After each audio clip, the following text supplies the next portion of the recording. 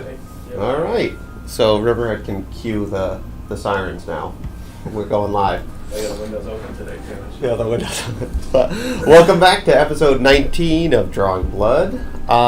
Your inside look into our game Hashtag Blood, which is a top-down adventure completely traditionally animated in late 90s Cartoon Network kind of style. Hey, we already got someone here. Hey, how's it going, Daniel? Ooh. Bob, you want to I don't know. I'll call you Daniel. I know. I see his stuff on Twitter all the time. Oh, really? Oh, cool. Yeah. His artwork is awesome. Oh, very cool. Very cool. Thanks for joining us. And yeah, welcome. If this is your first time, welcome here. And if it's your second or third time, welcome back. So we posted on Instagram today and Facebook and Twitter. Is that too loud? Is that my speaker? Or? The speaker maybe just turned down there. Turn down the speaker. Oh. Better? Yeah. I was here 3 weeks ago, I think. Oh, okay, cool. Well, thanks for joining us again. 3 weeks ago, we were working on the intro, but we're kind of at a... We're still working on that intro. But we're at an inflection point now where I want to kind of show the audience the full intro once it's animated, because there are little secrets in there and stuff that, you know, I think it'll be more of an impact if you guys see it when it's fully finished. And to be honest, we had to get some game stuff in there so we can actually play this thing.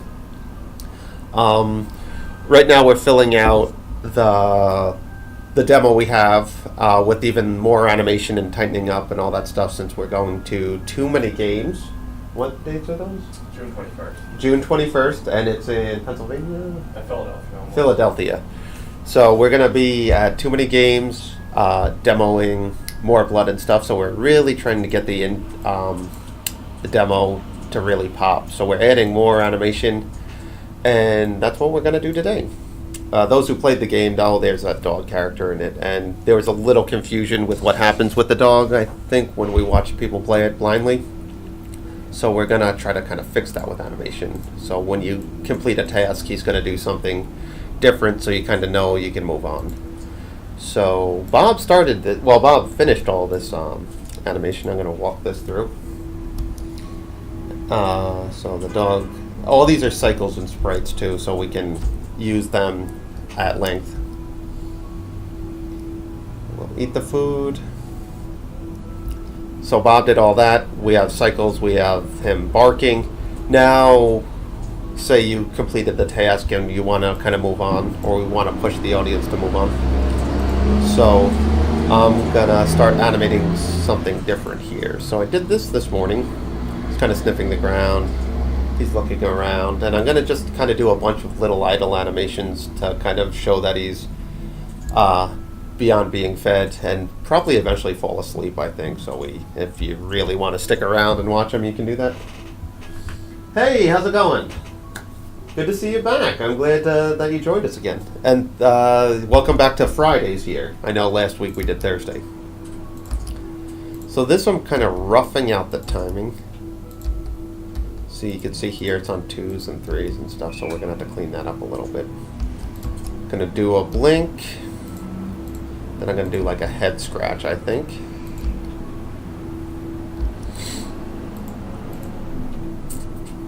So we'll do like that. So I'm going to start roughing out some of these. We'll have them fall asleep eventually. So I'm going to get him down to the ground here to start working on that. So when I start something new like this, this is sort of the idle animation. What we call the idle animation is when they just sit around kind of doing stuff that they wouldn't move, just want to kind of keep them alive. So I'll always use that as the jumping off point to do the character design or the next character animation. So I'll start using this kind of head shape and stuff as a base. And those who joined us before have seen that we take a lot of liberties with the proportions and stuff, so I kind of just use it as just a springboard to more stuff. So let's see. So this is sort of the head, that.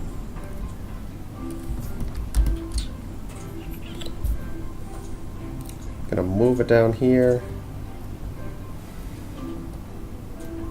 Change the mouth.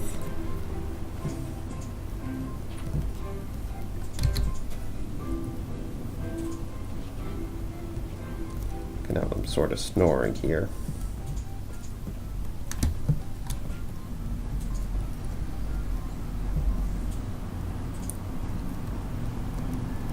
And then we could do like a sleep cycle here, where he really snores. And I'll probably treat him almost more human, and where he's going to be like open mouth to snore, really push out. Just to really cartoonify it. Because you'll see we're working pretty big here, but what you see in the game, I mean, this is at 100% in Flash right now, but everything in the game is around that size, so it really thins out the line weight. So, when we're doing like these idle animations, it's okay to go way bigger. So we'll have him fall asleep here after he kind of scratches his behind the ear and all that stuff. And then I'll make this a symbol that Cody Andrew can then take and put it into the game as a sprite. So let me rough that out one more time. 200%. I like to rough out with different colors too, just to divide it a little bit. And we use a super thick brush to clean up, so actually the roughs end up being thinner in a lot of these cases.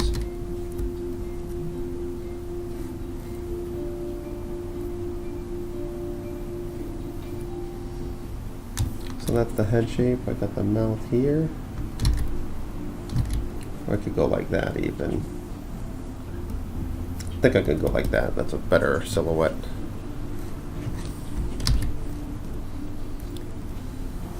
Got kind of the head up there, or the torso. We'll separate the tail. When I do like dog characters or something, I always separate the tail because that's kind of like secondary. And we'll kind of keep it like that, I think. A lot of flat lines in this kind of style too. Let's scrunch the body a tad.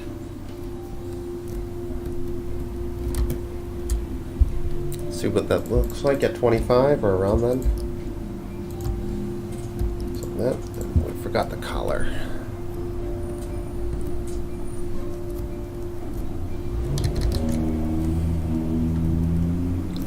Add the color there. Alright, so I'm going to clean this up, then make it a symbol, and then we'll start roughing out this sleep cycle. I clean up at 400%, and that's even with the intro, though I use a different brush for this. I find 400 kind of manageable, because I could see the whole character here. You can see I use the second to thickest brush. So it's a really thick line. It would be like cleaning up with like almost a dry erase marker if you were working on paper. But since it's such a zoomed in process, it really kind of looks like a thinner line. Excuse me. Alright. Not in love with that. I'm going to move this closer to the center.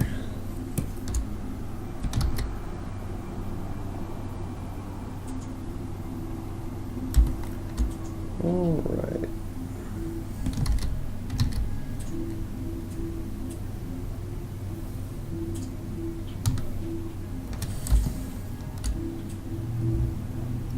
The mouth in there.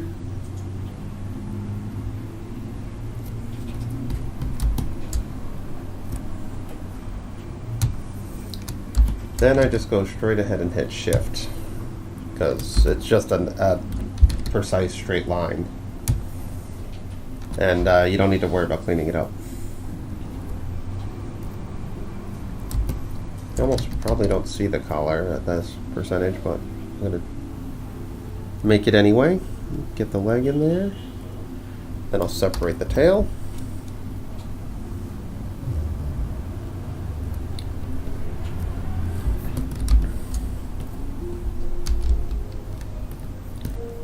grab the colors from this.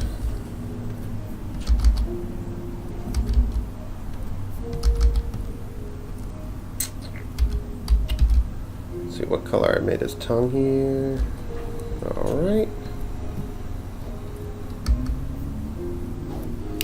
I did the inside of the mouth dark gray again. I'll group that. Group the tail. Now I'll make this a symbol. We're calling this doggy sleep cycle. I dig the thick line look, especially with the simple design. Yeah, I love the simple design and all this kind of stuff. It's always been sort of our motto to keep it simple so we can do more animation almost. You know, if we were spending a lot more time on every character drawing, we wouldn't have as much animation to show. And, you know, we're kind of reductionists in the way that what tells the cleanest kind of story with animation. So now we could do that with a bunch of lines or less lines, and in the course of a whole project, we would save a lot of time by keeping it more simple. So let's see, we're gonna have them kind of snore here, so I can go pretty big with this, like I said.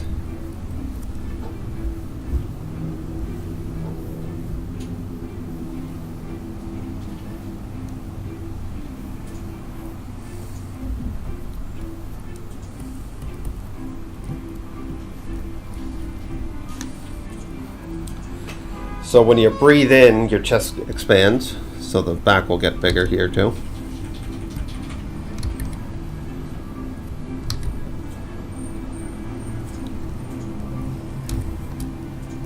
Paws will go back a little bit.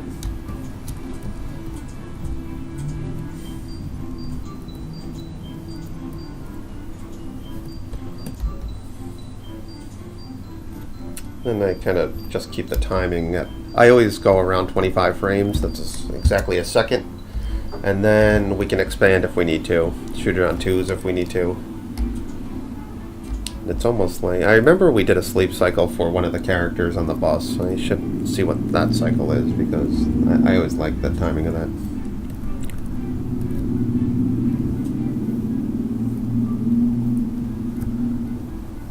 Alright. Yeah, no, especially for a small studio like us, I mean, making things economic is crucial. Trying to think what's the most complicated kind of characters we've ever animated at the studio. What do you think, Bob? What's the most complicated thing we've... I mean, we've had clients where they get so realistic stuff that we have to really... I know, we kind of do a lot of flash sheets and that, though. G.I. Joe stuff, maybe? Oh, yeah. We did a G.I. Joe parody called INSA with our producer friend Joe Carlson. And I think it looks pretty authentic to the G.I. Joe style, but you'll see how choppy the animation is and how long it took. If you go on our YouTube and look up INSA, yeah, Bob's going to try to find it for you. Bob did a great job of making it look old too in After Effects with all the kind of like film degradation and all that stuff. And I like that. I like that archival look for sure. We can work on some C's. No, it's very Autumn-like because Chris was an Autumn. I used to be a lead animator. Oh, feels yeah. I used to be a lead animator at Autumn Studios for 7 years. During I think 2006 to 2013, give or take a year. I was one of his lead animators, and we worked on Super Jail, Ugly Americans, Wonder Shows, and it was a real it was animation boot camp. I learned a lot there. I apply a lot of what I learned there in what we do here. he's always been a very efficient sort of storyteller, I thought too. He knew, like, I don't want to say limitations because that's sort of reducing it to something that it wasn't, but he knew everyone's strengths and our strengths as a size studio and stuff, and he maximized it. It was, yeah, you can learn a lot working at studios. Ugly Americans is one of my favorite. Yeah, that was a fun one. We did, that was our biggest team when I was working there because we had, companies in Canada too helping us out. We were doing all the boards in-house. Then we'd get some of the animation back, and we'd do revisions in-house at the studio and stuff, so we were constantly animating. It was trial by fire. And there's a lot of revisions with that. It might be one of the reasons I'm so burnt on doing revisions now. I'm not a big fan of them. As when to clarify, when we look at our own stuff and it's not working right away, we kind of try to fix it. It's when people step in the 11th hour and have to be heard. So, not a fan of that. Let's see. I'm trying to think if this mouth looks good. We're not planning on doing E3 this year. No, I don't think so. I don't know much about that kind of end of things. I would love to. I feel like E3 is sort of the Super Bowl of gaming, if I had to put it that way. But I also heard you need a lot of money to put into just to get a spot. And I learned that through talking to people who were doing it. And I don't have the self-confidence either, but I feel like we have a lot of work to do before we kind of release anything at E3. I think I'm going to change the mouth here too, because it's a better shape like that. It's a better silhouette for a dog. So let me clean that up. I do this a lot too, like I'll see a drawing. I'm not a fan of the way that shape is. I want to keep the straight line. No, probably the dream is to finish the game and get it recognized and go to all those things. And so I think that's the dream of a lot of indie studios or indie game companies. So we're going to keep plugging away at it though, and hopefully with any luck we end up there.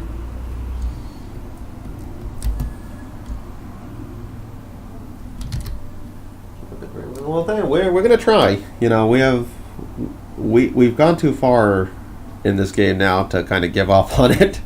So, and there's too much at stake for it. I feel like we got a lot of positive press with it, and I would feel like we let down ourselves mostly if we just kind of gave up on Blood. And I've spent too much time as an animator with unfinished projects that will haunt me. And keep that up there for color reference. Alright. So we got the sleeping dog. The head's a little long. We're not giving up. No.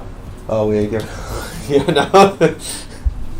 He's our boy. That's Andrew Tavis, one of our talented programmers. And not one, the talented programmer. The talented programmer. We have two programmers, and half of them are pretty talented. The talented programmer. No, so what do we have? Like about a 40-minute game? If you cruise through it, probably longer. Or shorter, rather, but... And, we've had some experience animating 4 games. With our first real big one was OKKO, Let's Play Heroes. And we were dealing with a real gaming company, not just, that's all, that they solely make games. And he was telling us about what we could be doing and stuff. And when I was talking to him the other day, I mentioned how long the game was, and he was pretty shocked that we already had 40 minutes. So I just felt like that was short for some reason, because games can last, I don't know, 75 hours or something crazy. So I felt like we weren't, but he seemed pretty, like that was enough to show him, though I'm not showing him yet because there's still polish to be done. So I'm changing this drawing too. The head was getting a little big.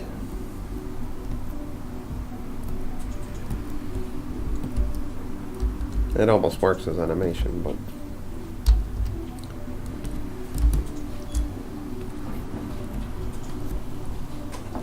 oh, let's see, Sprinto or Sprint 0100. I'm so bad at these names, guys. So, but thanks for joining us. Since your first time, I think it's the first time I would have recognized that name.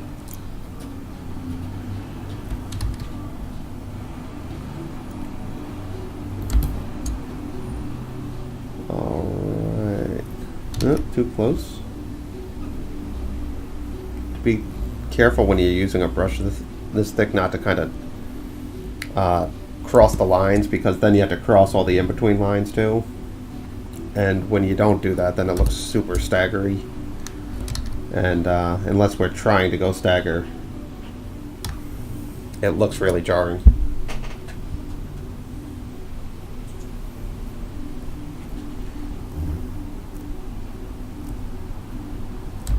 Okay, so once I get these, second time. Oh, well, thanks for joining again. I'm glad you came back.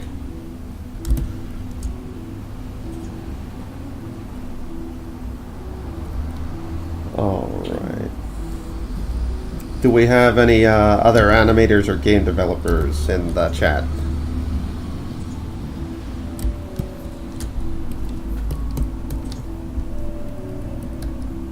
Alright, I think we can work with that. See if that works outside here. And at 25%, one more time.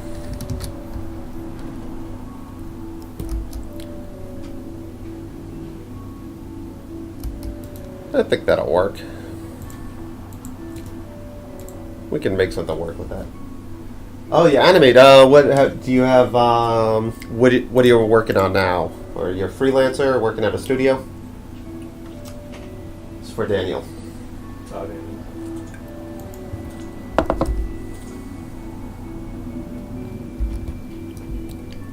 Yeah, that's gonna work. So I usually do a classic ease and ease out with this. Freelance. Anything you could tell us what you're working on, or are you locked into NDAs and all that fun stuff? So I'm going to overshoot this one, settle to that, then we're going to ease into that one right there. I just drew. I would love to be an animator in the future. No, that's awesome. Do you have a website or something? We could, I encourage everyone to share any art on this thing if they're so inclined.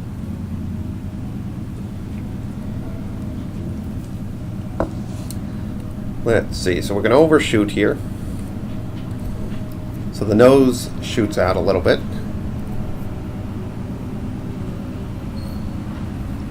The lips can really protrude out. But everything else I'm going to kind of keep pretty close to the original, just because I like the idea of these kind of floppy jowls and stuff. And it's always more fun when you kind of play with these proportions.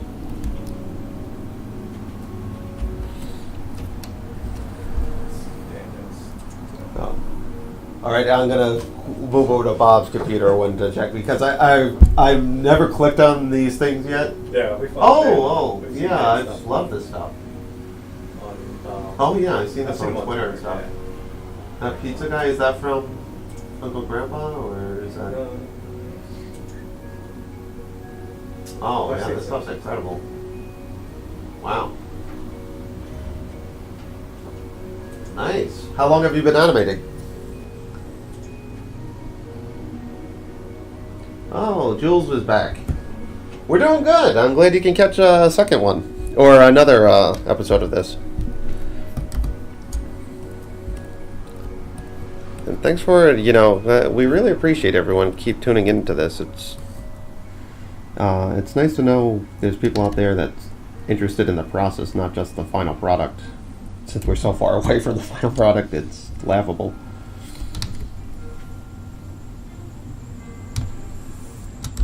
No, I really, I like the indie game scene, or whatever scene this is, a little more than I like the animation scene currently.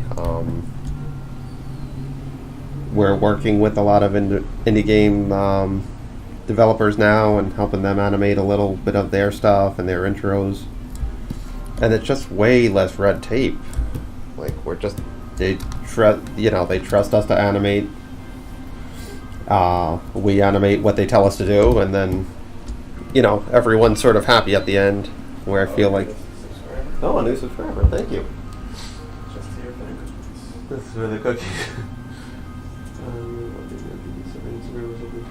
2 years. Wow, that's only 2 years of animation. You're ahead of the curve. That's incredible. No, but there's hardly any red tape with this kind of stuff, where we're just sort of trusted to animate something. I like to think we earn the trust somehow, and then we just animate for them. And it's sort of, I don't know why everything can't be that simple. When you work with other people who need animation in the field, you'll notice there's a lot more revisions. It doesn't start, you're always in a rush by the end for some reason. You always find out the 2 days before it's due. Yeah, no, we're always contacted as like the last line of defense. It's like, oh, we were working on a campaign for a while. Would you be able to animate a minute and a half this weekend? No. No? I'm so excited to see what the final part will be. Yeah, well, we're excited to show it off for sure. I mean, I really think the demo's coming along great. Like I said, we have about 40 minutes of it. We're adding to it constantly. We have a bunch of assets lined up. We're working out the story. We're doing I feel like we're doing all the right stuff. So I'm excited to see where it takes us. And it's always nice playing with getting to play something that we've animated personally is a really surreal kind of feeling.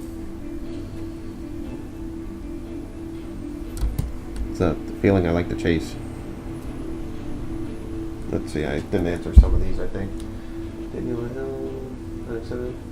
I got serious 2 years ago and I've done some stuff before. Well, that's still very impressive, though. I mean, you're really ahead of everything.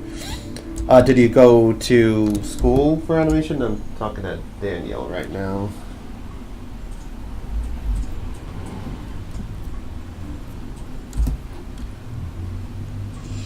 I went to, my thesis student had, her film, like the whole SVA's class showed their animation. I was very impressed with how good the students have become. I feel like when Bob and I graduated, there wasn't I don't even think a lot of people finished their film. No. I know, It was a lot harder to do. It was a lot harder to get everything on beta tape, I guess. But. Oh, okay. The multimedia thing. I mean, you're a natural, so yeah. I mean, I would definitely hang on to it. Really nice stuff.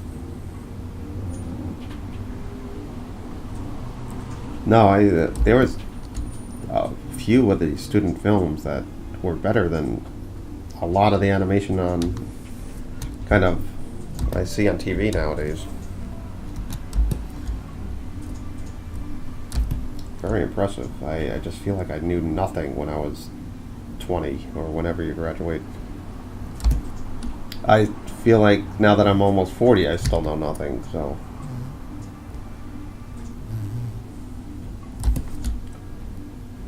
Alright, so this is just a settle right here. You see I don't even rough these out because when you're working this thick and you zoom out so far, and roughing this out would sort of be pointless. You're kind of just retracing it anyway.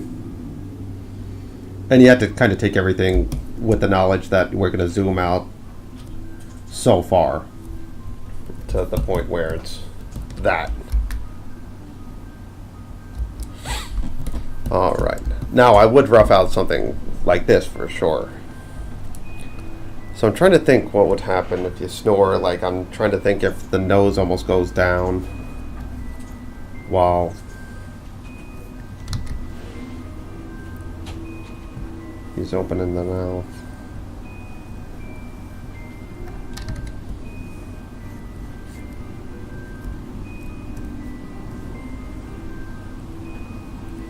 So we kind of have a little drag in it.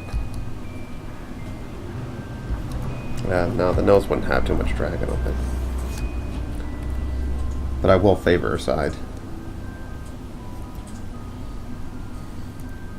Go a little thicker here.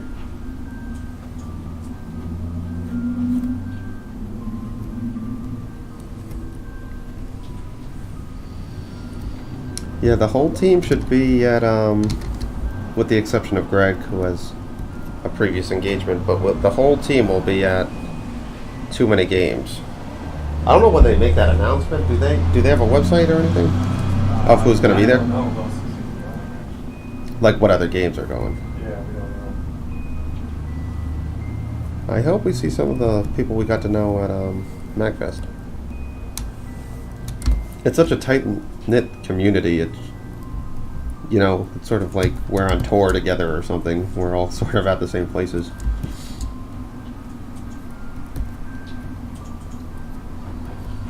See if that works.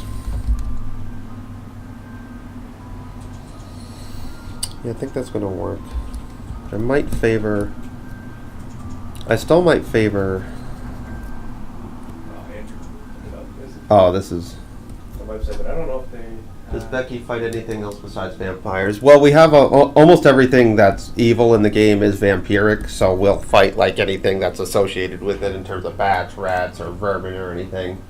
But in terms of like ghouls and ghosts and stuff, we're kind of just sticking to vampire lore. So, but we have a variety of vampires plotted out in terms of like, you know, there's the bosses that are, you know, a certain caliber, and then there's, you know, everything from sort of a vampire hatchling, which is this little kind of two-legged thing that sort of breeds more vampires, to like someone turning into a vampire. So we're kind of exploring with a lot of the vampire lore. So there's different versions of every vampire, just so it's not so one note.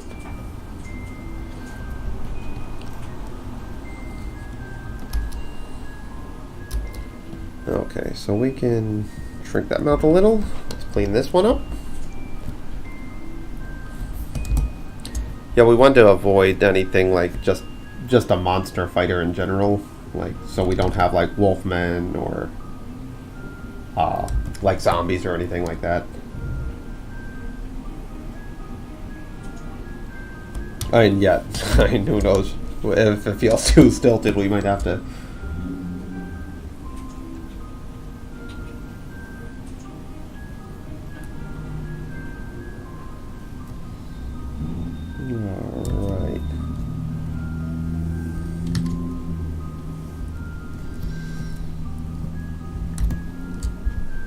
They haven't announced any games yet. Oh, okay. I'm hoping some of the people we're working with actually show up there. I'd like to talk to them in person again.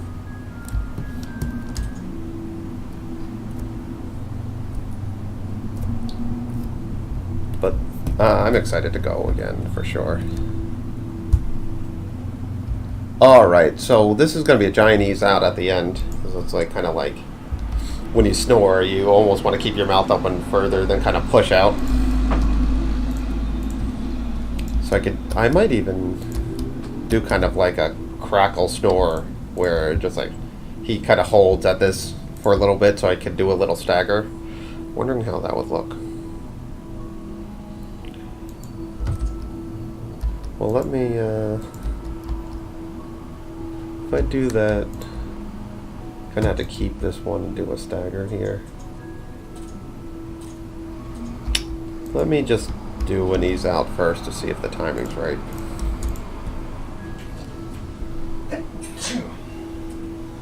Yeah, no, they do. I'm sure Bob had some too. They also piss and shit on their own. They also Bob's dog.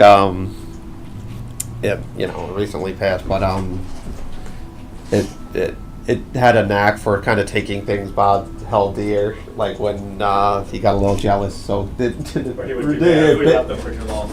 it would if he left him too long, like when Bob and I were working in the city, we'd work long hours in animation, which doesn't surprise a lot of people, I'm sure. But he would come home and like his Cintiq pen was like chewed up or something. Like Buster knew exactly what Bob needed. Whatever I touched the most. Like whatever. Didn't he do something with a DVD once, like a DVD? I just got like Back to the Future on Blu-ray or something, and he ate chewed them to smothered.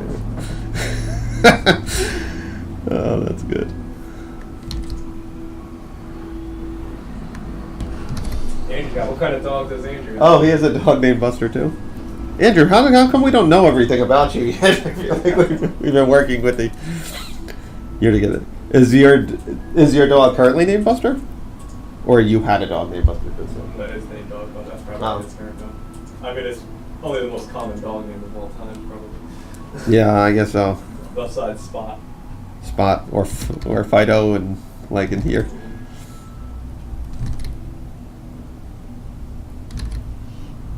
Let's see. So we're gonna keep. Red-tipped coonhound. I never heard of that. I've never.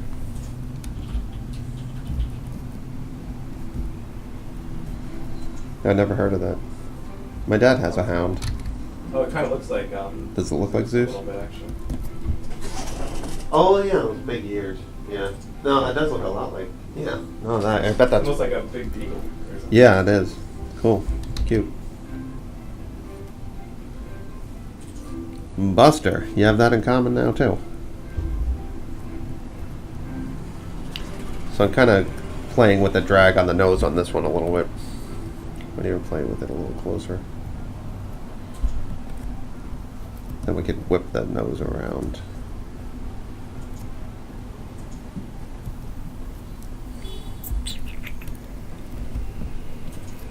See what this looks like. We'll do it closer to that angle there. Yeah, so you see a kind of drag with the nose. It's just kind of a slower, floppy kind of feel here. Oh, he has pictures of his doggy. Looks like a common. Oh, yeah, that's like the same skull shape as Zeus. Does he listen to his name? Because I know my dad's dog doesn't. My dad's dog thinks he's called outside.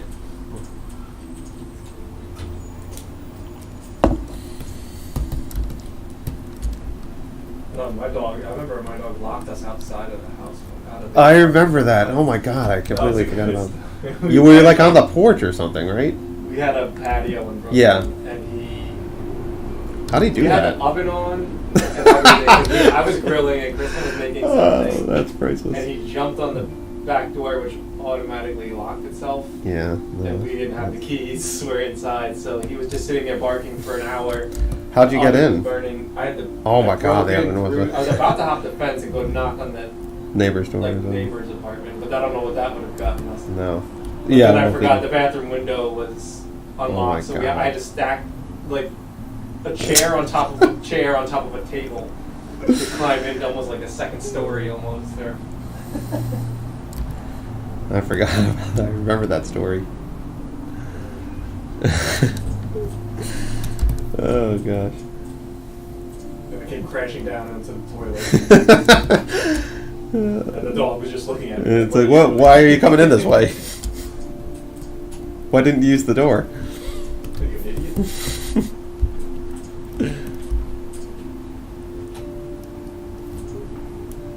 Kind of like this timing. I think we're going to keep it to a second. So let me open up.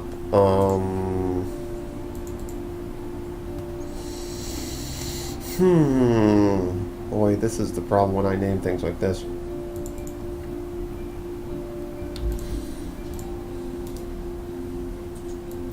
These are all characters when you talk, so that's why the line weight's lifted. Oh my god. So what is that a cycle of? So this is... That's interesting. It's 20... Oh no, that's the second. Okay, cool. I like that timing though. Cool. So my instinct was with the rest of them. Alright, so I'm still debating whether I should do... What do you think, Bob? Like when he snores, like he goes up and kind of go... Like, you know, like kind of... Like shakes when he's out there, or should it just be a long ease out? Like... You know what I mean? Like, yeah, maybe give it a little. I feel like that's something they would do. Do like a cycle of this. No, I feel like the stutter thing might be something they would do. Yeah, that's what I'm saying. Like make a stutter cycle with this pose. Okay.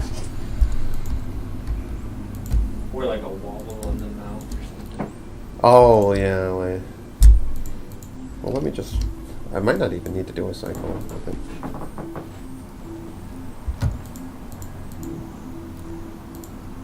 Like what I could do is actually,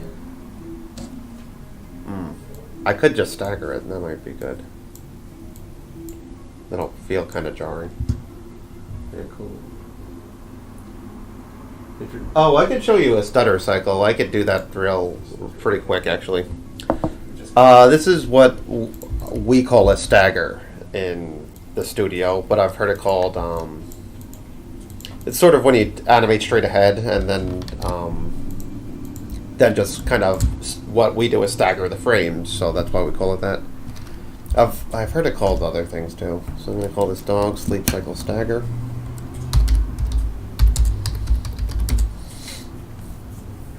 Sleep cycle.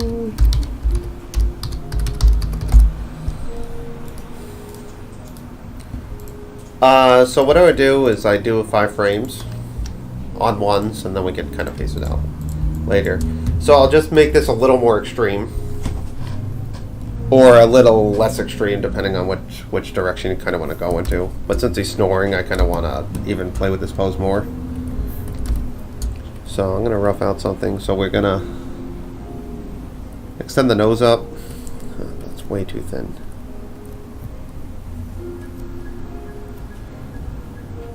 Make the mouth a little bigger. Show more teeth. Maybe even kind of keep everything else almost in proportion, but you know, change it enough to make it look not like a line boil.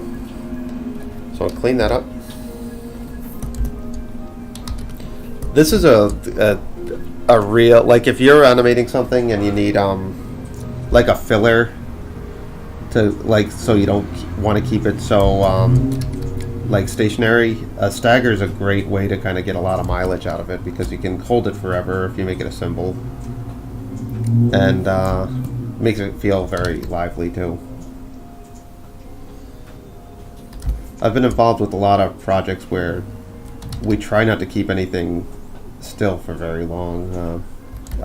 Again, to the aforementioned Dog and Blick, we had a lot of stuff like Super Jail, where one of the main characters, Jared, who was kind of the warden's right-hand man, he was always this nervous wreck. So every time we'd have a still pose. There's the riverhead. I knew they would show up. Every time there was a still pose, we would do like an extra 3 drawings of him just kind of shaking nervously and stuff, and it was to great effect too. I mean, in terms of getting 3 drawings and getting a lot out of it, it was really effective. And that was such a thin line weight too, that, you know, extra drawings were a lot on the old fingers. We had to. There was 4 lead animators on it. It was this is season 1. It kind of changed hands to Titmouse, I think, as season 2 or beyond. There's myself, Chris Conforti, another great animator, Chet Nebel, another great animator, and Chris Wallinger, actually, who's sort of parlayed his animation talent to more of a producer end. But it was 4 of us. We were responsible for 11 seconds a day. And we had to clean it up, do everything. And anyone who knows Super Jail, it wasn't just one character on there to be every 11 seconds.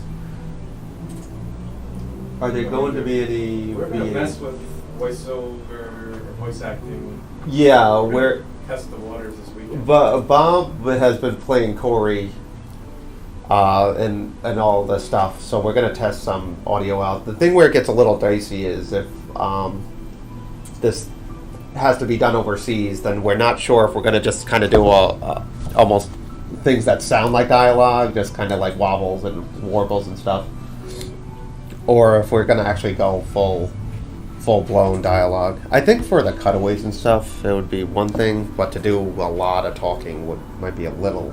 Well, just if we have to do it in every different language, it's going to be... It could get pricey.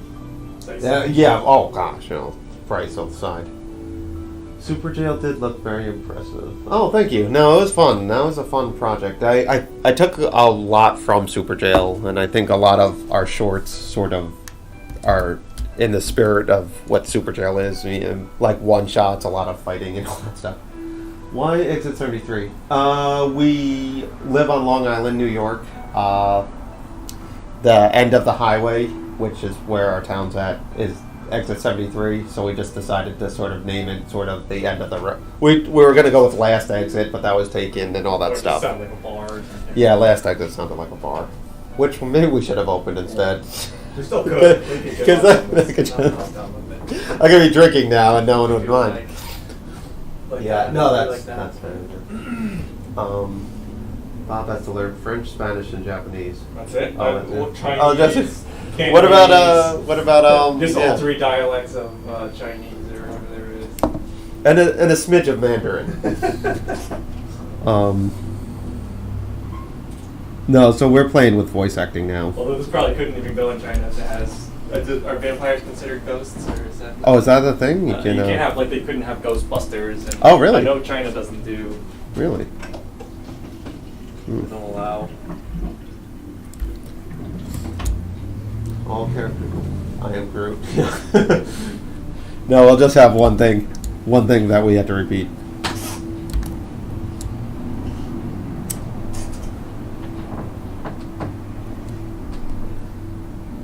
Is that Greg right in there? Is that Greg? Is that Greg? What is he? The big huge Well, dude? he's there. He's might be on their Twitch. Oh. I see everyone's playing a little hooky on Friday to join your man Burns.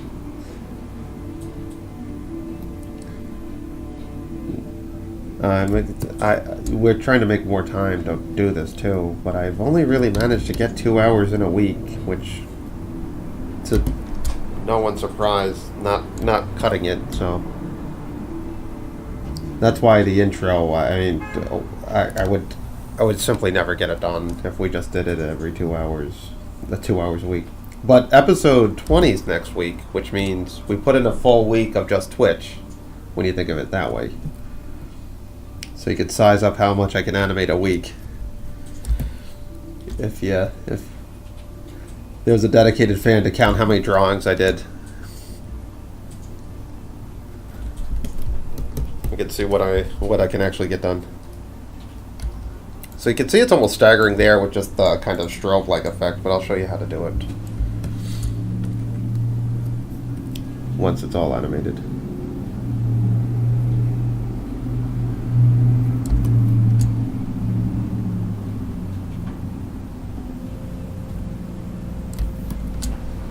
You could do Zelda style or just English. Most people around the world will understand English. I mean, right now that's all we have right now. Easter eggs. No, I it's one of those things I deem a good problem. If people want it in other languages, I find that's we did something right. It's almost a little too big to think of right now. We're just trying to get the practical stuff all finished. But there's a lot of fine tuning in all this indie dev that we really had to. I never thought to consider until we started really getting down to it.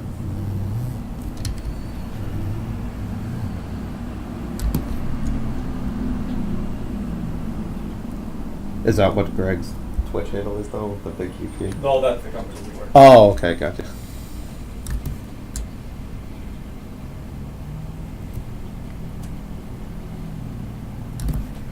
Oh, right, one more to go. Oh, I don't have the tail in this one, but that's okay. Tail will be kind of just flopping it up and down anyway.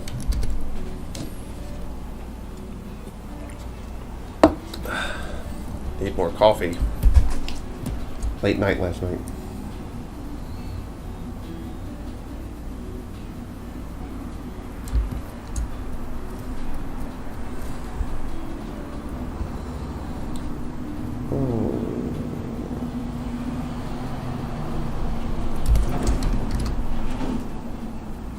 Okay.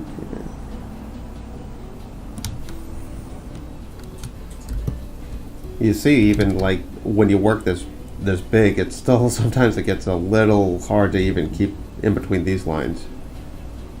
That's why it's like almost the subtle stuff and with these sprites is, well, subtle stuff in animation is always harder to do anyway to execute properly.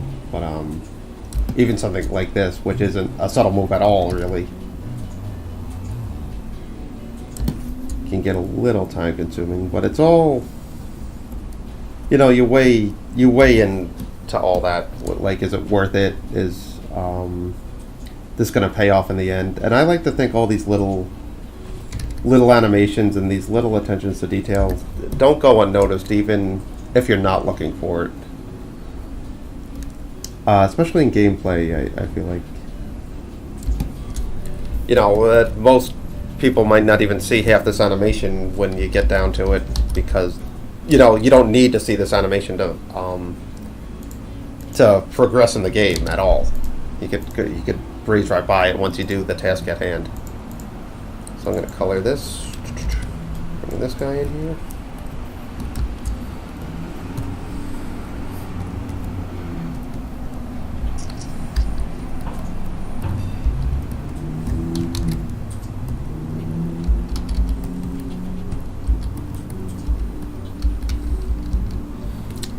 And Bob's like adding all this beautiful stuff to the background. Like we have dancing flowers. Now that's very much a Zelda thing to do, but it's a little more animated than what's happening in the pixelated version. Oh, that's supposed to.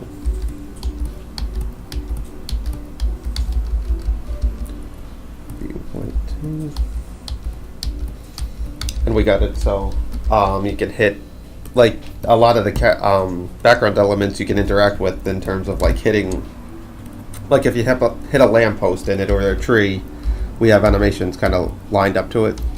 So it's all in an effort to make this world feel very interactive. Okay, so we got this animation right now. It's just sort of a up and down movement. Now to do a stagger, you're gonna see how it's all 5 frames up if you look at the timeline, 1 through 5. What you're gonna do is add another layer on top, grab frame 3, move it over to 2 on top, then 2 over to 3, 5 over to 4, and 4 over to 5. So now we got this kind of thing where it's like that. Now what we could do is shoot this on 2s because it's kind of slower. You can see it's kind of like a staggering snore. Then I'm going to grab frame 5 here, since that's the in-between, and move it back so it's not as jarring going down. So you kind of got something going here. And now we can extend this as long as we want if we want the snore to be a little longer. You know, sometimes that might be funnier. So I'm going to move it over to 33 frames. 33 because that's a second and a half, and we're doing all the beats at 13 frame kind of thing. So it's like kind of like a two beats per second kind of thing. And then we can animate that. So now what happens here is I'm going to want to take the top one right here. So that's the last frame I want to do the stagger. Yep, that's 2 emergencies in Brooklyn. You would think we live somewhere different, I guess. Okay, so I'm gonna single frame this. So now it's gonna kind of keep still. So I'm gonna use this as the in-between to get to this part. So, you know, and you can almost hear the snore as I'm looking at it. At least I imagine I hear the snore. So now what we'll do here is sort of a giant ease out.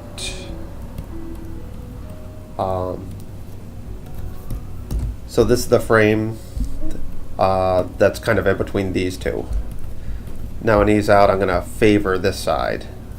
So we're going to get closer and closer to the mouth opening wide. And you know, anytime you throw a ball in the air or see an arc in the air, it's going to go slowest. It's going to get to the middle the quickest and leave the middle the slowest. So you're going to kind of want to favor, and since his mouth is the highest point right now, we want to favor the in-between side, which will be a little more long and drawn out. And of course this is amplified for cartoony reasons, but the principle of gravity is the same with almost anything, whether you throw a feather in the air or a bowling ball. Alright, I think I can do this. Now, this might be a fool's errand, but I think I can in between this. Let's give it a test. Why walk when you can run? I'm going to try my best to do this exact.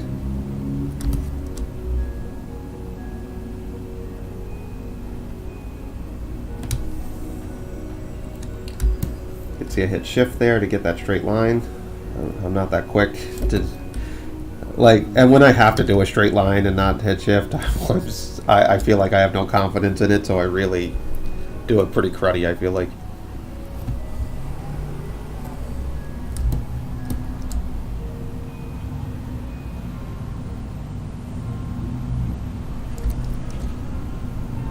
Alright. Get this.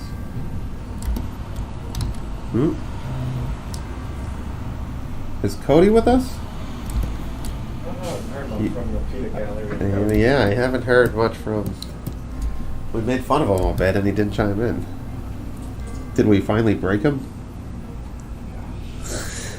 That was a little bit of trivia for you. Is Bob, Cody, and I all lived together for a long, long time. Longer than any three grown men should probably be living together.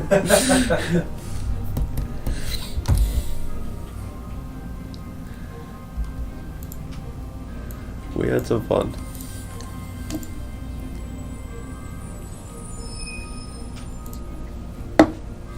Actually, Cody and I lived together for 10 years, and we've kind of recycled the roommates for a while.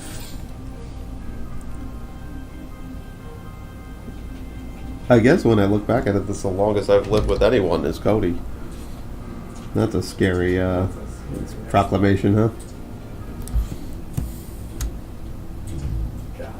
And yeah, it's about equidistant from my wife, though, I guess. About 10 years.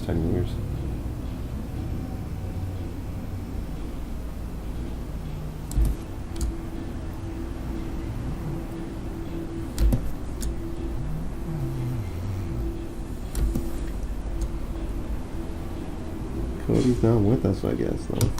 Alright. Cody's got real work. He sounded like he was a little anxious today. Oh, he might have had his meeting. No, he could be having a serious talk right now. I don't like those.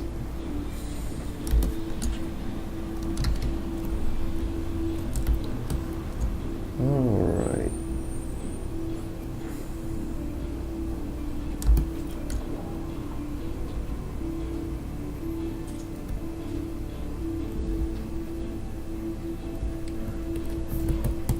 Okay, let me just size this up. Yeah, that's fun. Now everything's on twos now. I like to kind of play with it a little bit though, like some ones, some twos. occasionally 3s on this one, actually, too. As long as the sprite isn't panning, like a walk cycle, I just refuse not to put on 1s because I don't want it to stroll. But this dog kind of stays stationary almost throughout the whole game, so I can justify keeping it on 2s without it going to strobe. And to be honest, all of them are so small, you probably won't see any strobing anyway. But if you spent any time in the animation field and you pan something on 2s, you'll see it on television a lot. I notice a lot of strobing going on, and it's always so jarring to me. And especially when they shoot it on 2s and pan it on 1s is always a really weird look.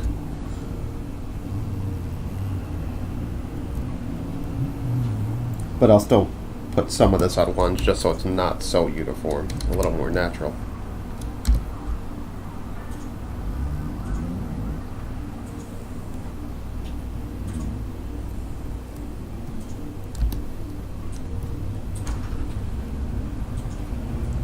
I also welcome our audience to ask any questions that don't, if it's just about animation or technique.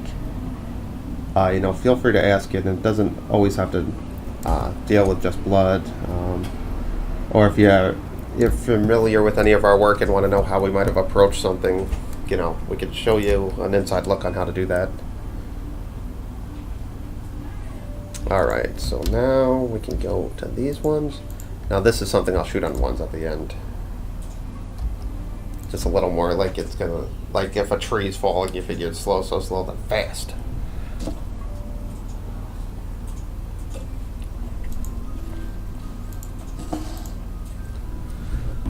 Now this I'll have to rough out. Because you see, I favor the mouth always staying open, and on the other side, I favor the mouth staying closed. It's not, in betweens, a lot of people kind of treat them as just like, this line's here, ergo, this line goes there. It's not always about that. And I don't think a lot of stuff moves in nature that way. So you always have to kind of consider what's happening with the acting. No, settles and stuff, you're going to have to do kind of a clean in-between, but it's why kind of when you puppet stuff around in Flash, everything feels very rigid and a little bit robotic and stuff. And, we're trying to steer clear of that for sure.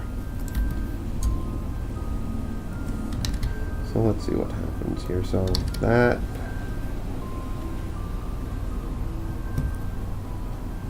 can go like that. The rest I don't need to rough out.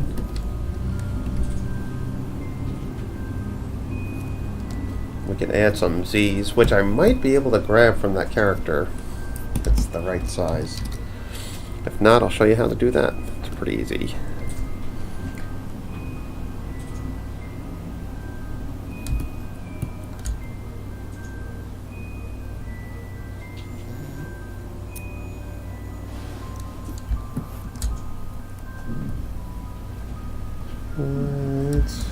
I'll add the tongue in there too. It's always a nice little... that works independently too.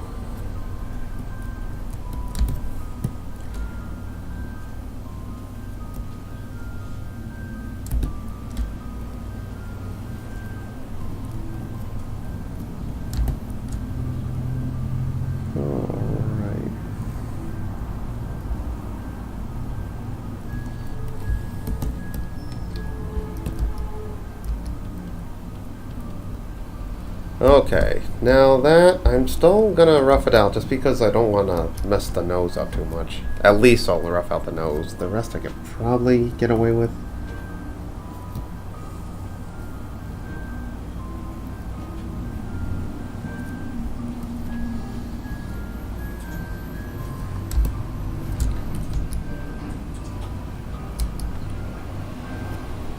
It's almost like it goes like that.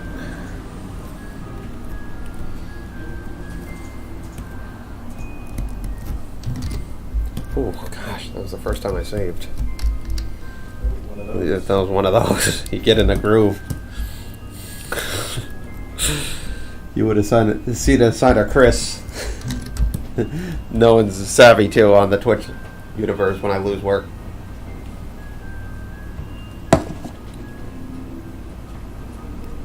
Luckily, MX is a little bit better with not crashing, though. Though the trade-off is it doesn't have the autosave, so you can get in a groove and then lose it. In fact, I did that this morning with the Twitch animation I made. I made a movie, and then I just closed Flash and I didn't save it, so the movie had more animation in it than before I started the stream. There's only a few drawings, but still. Fatal error.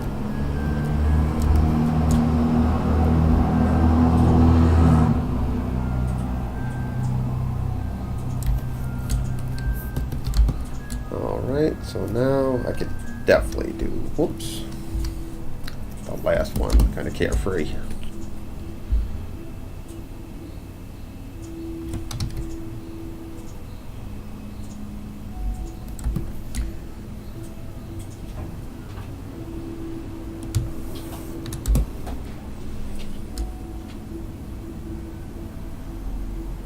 I think it's appropriate too. We use MX in a style that was around when MX was being made.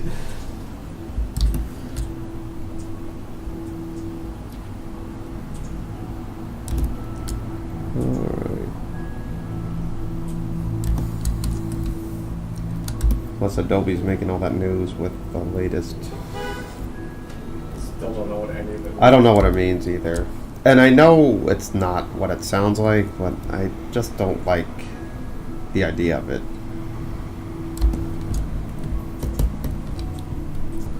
They've been bothering me for a while.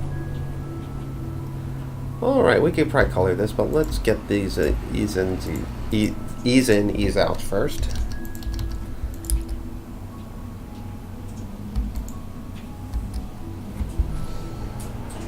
You talk about the license thing. Yeah, I don't know. Well, I heard, this is the problem with the internet. Is I'm on this Adobe Animate Facebook group, and it's not a big group, it's 300 people or something. And the headline is, you could get sued for using an old version of Adobe. And then no one reads the article, and we're 13 comments in, and I don't know what any of it means. And I still don't, because there was virtually no information in the article either. Now, the idea that anyone would know what program you're using is sort of ludicrous. And if the threat of being sued is in the air, why would you tell anyone? But I don't know what it means. On the cloud license. Which we have. Which we have that, and we have an older version because we're using, MX I'm not worried about. First of all, I think they would just feel sorry for us if they you're still working on that. Well, we haven't updated to the newest versions of the programs on the cloud. Because we're not on Windows 10 yet. We still have Windows 7, I think. We tried 10 and it was a joke. But, so I'm afraid to even update the new Animate for our clients projects. The later seasons, Dexter, Powerpuff Girls. I think that's kind of more what we were going for, actually. I think I'm more into, and it's probably because I was looking at it from when I first saw what they were doing. They approached it from a very Flash kind of ish. I think they finally got. Yeah, I really liked the way it looked. Actually, I know that's not a popular opinion, but I did like I like the backgrounds a lot better, in kind of the revamp style. It's funny, when we were looking at those, we saw it was Chris Savino seemed to be heavily involved in all of that, actually. That didn't go well either. No.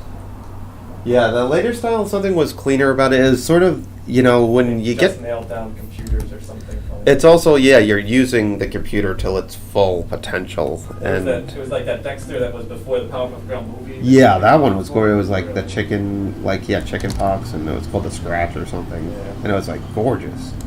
Well, it was theatrical too, so they got animated better. No, I love that kind of clean design. They were really kind of I don't know what they made to use to make it, to be honest, but it felt very vector heavy, and it was just something that felt like, oh, they're finally sort of using Flash. Because if you see the original Powerpuff Girls, when it was done on Cell, it was like, boy, this could be done in Flash, and then snap. Like, why wasn't this done in Flash? Well, it wasn't when it was around, and you know. Or it was, I guess it was around, but they were still sending things overseas. No, I feel like LA always takes a while to kind of get with the program, and then by the time they have the program, that program's changed. No, but that back to that Adobe license thing. So yeah, I don't know, Andrew, what it means for us. I don't know if they say we're going to get sued. Like if we're well, the first thing I'm going to say is we have nothing, so good luck taking anything. Yeah, and secondly is then we won't use you. You know, that's as simple as that. They don't have a good enough program to scare me into using the new stuff that they change whenever they want. And I've told people at Adobe that. And not such a measured voice either. But no, I'm afraid to update because every time we do, we lose something. And last, we were working on something, and I didn't have pressure sensitivity in my pen because I had a PC. When I reached out, for a long time. And I reached out to them, and they're like, "Oh yeah, we're working on that." And it's like, working? It was working. Why did you take that away? Yeah. And they never provided me with a date of when it will get fixed. Now, we were just doing storyboards at the time, so it didn't really matter, but I don't know, you're used to drawing something a certain way, and then Tuesday I go to bed, everything's fine, and Wednesday I start this thing and it's gone. I don't know, I feel like if anyone is in the right to sue someone, is it the person that breaks into your house and changes the configuration of everything and then leaves, and then you're saying, why'd you do that? It's like, well, you rent it, don't worry. I feel like that's a cause for a civil action suit.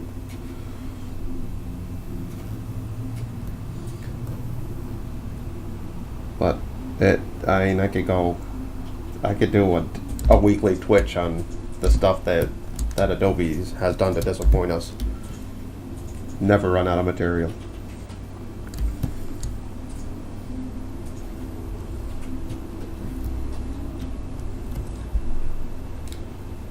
Yeah, either. I don't have. Yeah. No, it's so. Do you have the newest version of it? We should just. I want to just make my own program, honestly. Just pay Macromedia to just make a new version of Flash. Flashes were fine. They just got too. To accommodate too many people and not. Yeah, and what I think happened is, we're using this program. It's 15 years deep into this program. No one's making any money off this. The fact that it's good, so it feels a little disingenuous that we're spending. What a company has to spend to keep something around every month. And what's the motivation for them to make it foolproof? But the thing is, it's going to be fine because, then Toon Boom's they're going to win whatever, the next stage, and then TV Paint will step in when Toon Boom gets greedy. So, luckily, there's no real monopoly. But I feel like Adobe's doing everything wrong, and I own Adobe stock too, so, and I'm just sort of rooting for them to fail. They've had their time. Then they had their time to correct it too.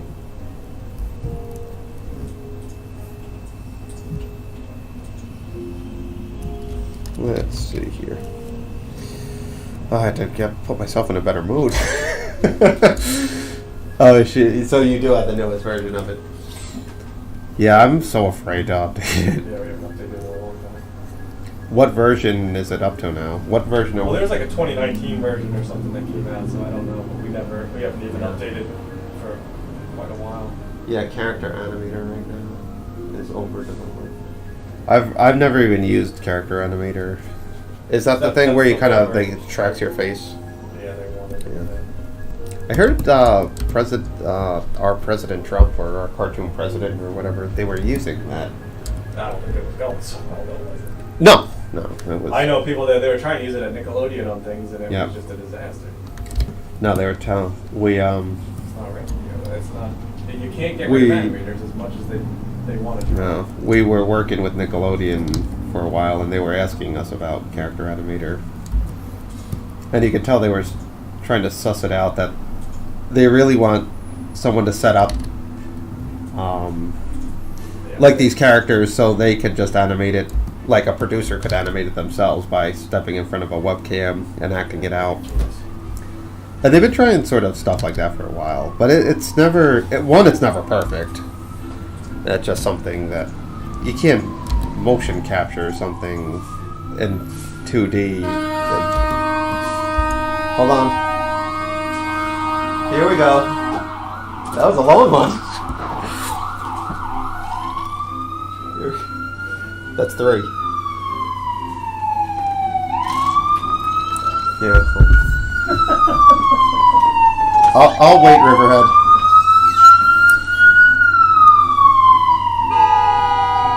No. Then the pedestrians get involved. It's all fun and games here. No, they were trying to do that over at Nickelodeon from like a production standpoint, but there's too many flaws that can happen. Plus, I feel like one well-trained animator in-house for Nickelodeon could kind of alleviate any problems they would have where they think they'd need to hire out. Alright, so we're going to have to play with the tail a little bit here after this. I'm going to do one more. Color this. What's this one? We don't need that frame anymore. Yeah, I think the producer thing is kind of the idea, but the setting up takes so much time, you might as well animate it in Flash. I agree with you, too. And it's... it's... as much as you plan out what you think a character would do and could do, it's like by the time you really get down to the nitty-gritty, you just animate it would be quicker anyway. It's, there's the... People have been trying to cheat this for years. Trying to cheat kind of getting a certain look with animation for years now, and it's, I don't know if it's even a technology problem that can be fixed, to be honest. Because there's something about the human hand that we just can't replicate yet with computers, and that's why It'll be there soon enough. I don't know. I feel like people's been saying that for years, like, the sky is falling kind of thing, but... Something interesting where, like, they were just... Oh, it was like grabbing photos or something. Oh, yeah, the AI is creating, like people... Photoshop stuff from just sketching out something. It's interesting. It's an interesting quandary, but it's also that thing where we all have this... Everyone's sort of compelled by the little imperfections in hand-drawn stuff. And it starts from a young age where you're just kind of, I see my 2-year-old just doodling all the time. And it's something it's just an innate thing you have inside, like your mind or whatever you call it. And it's something that's just goes on and keeps getting appreciated no matter how much, how many 3D movies are there now? Thousands? Hundreds of thousands, but everything on television is still traditionally done, and so it's this interesting thing where I think people want this little bit of human error in their stuff just to feel like, I don't know, maybe I don't know why people like that feeling, but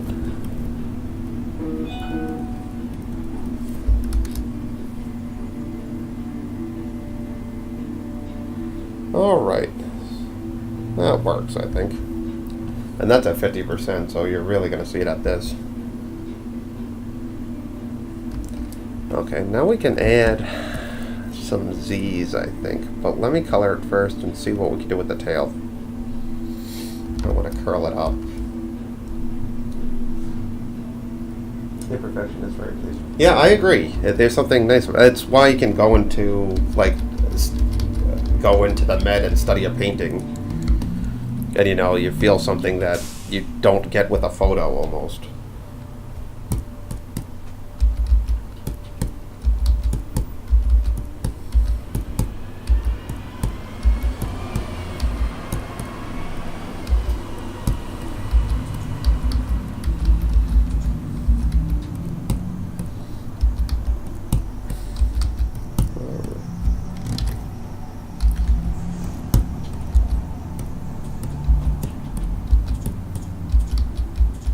Okay, let's see, what's the next color here?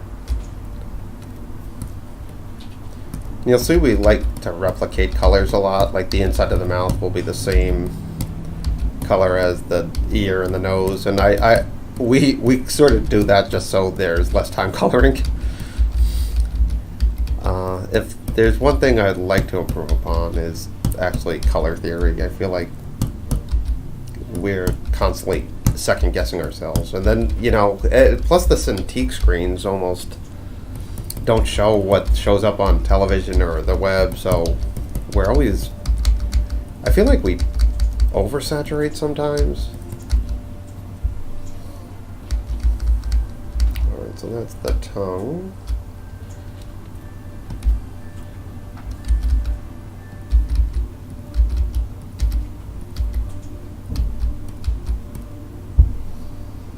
Oh, thank you. We all grab stuff from, we grab a lot of reference for color, though we really don't have a lot. I used to just do this, like the color palette that MX gave us, and the more we kind of were looking at it, the more we kind of steered it clear from that. And now with other projects and stuff, we're playing not so much with the black line, like we're doing like kind of purples and stuff with the line to give it a little bit more softness, and we're with line thickness a lot. Where this latest project we're working on, we're going super. Did I forget an eye disappeared? Yeah. I probably colored it.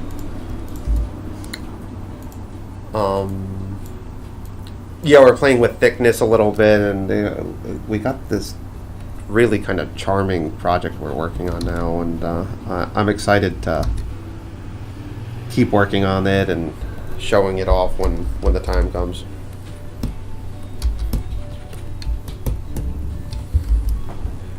Alright. Okay. You guys are fine. Now the tail. The tail. So I think it'd be funny if we'll start off flat here and kind of curl up and kind of mimic the mouth a little bit. So we'll have it curl up here, and we can make it really curly Q. And again, this tail's small here, but I can exaggerate it. I feel like it's, we don't have to keep proportions here. So it might be fun to sort of go like that almost.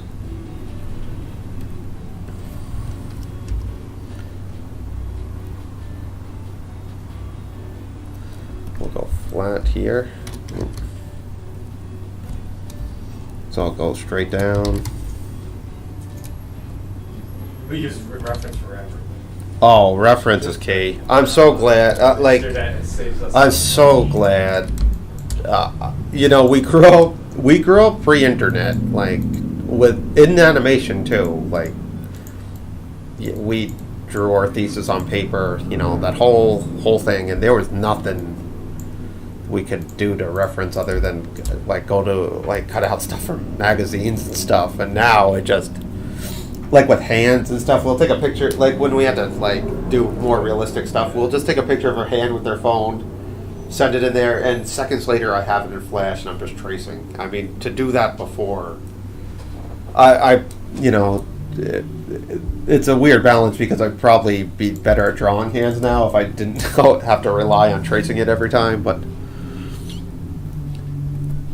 But no, the internet is our saving grace with that. So we're gonna kind of start curling it here. Now we're gonna kind of push it that way, and then when it gets there, then we'll start kind of curling it that way. So we like that, and then roll out, kind of like rolling a carpet.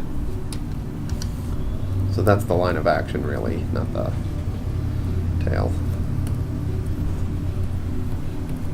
No, I love that kind of part of the internet, that it's sort of opened up the reference part.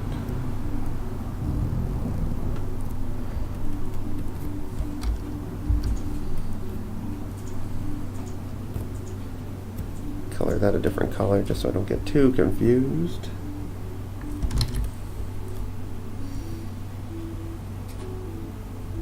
And then it starts curling up. And you see the size of the tail just got giant, but it's gonna be fine.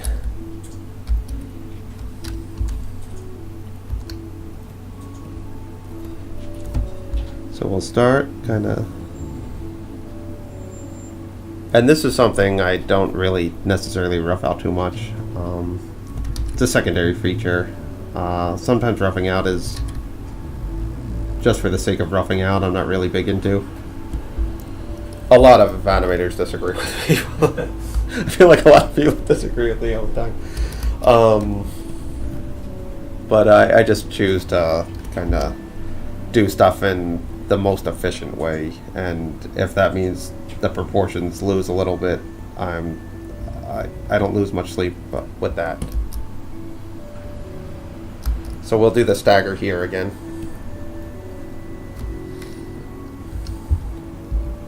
So this will curl up even more.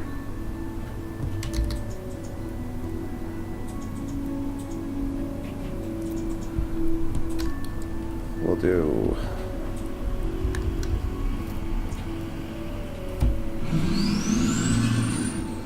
just 3 in between real quick.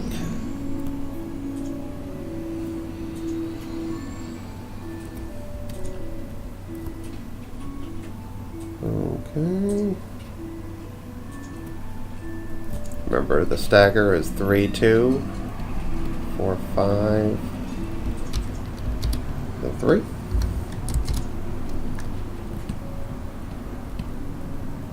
Shoot that on 2s.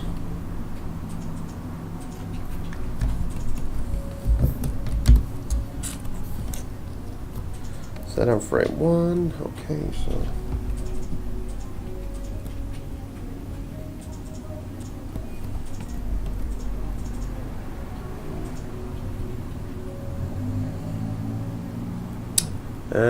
that's what it is, so that's there.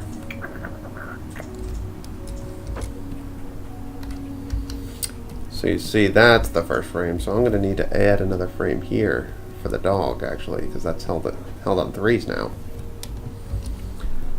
Boop, boop, boop. So I'm going to push everything down that way. I've seen a bunch of times. Yeah. Particularly weird if it looks good. Yeah, I've traced the hands a bunch of times. Probably better drawing them now than you. No, cartoony hands I got. I have that kind of down. Like I could, you know, hands you could kind of get used to when it's a cartoony hand. But if I'm going like super realistic, you know, it's just easier to trace. And you know, then there's like the 3-finger hands and all that stuff.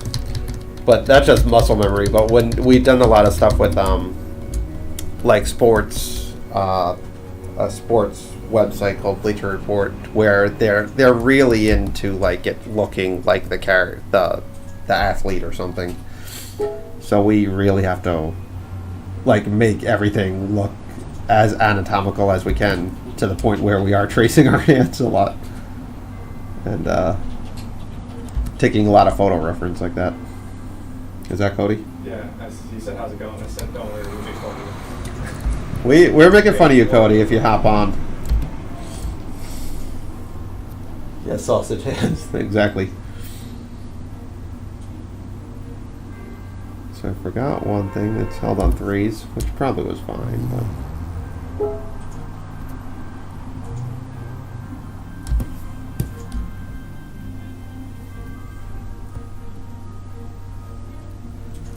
How's he doing? It didn't say much. I'm sure he's In the sticks. Oh, I still doing that? In the sticks.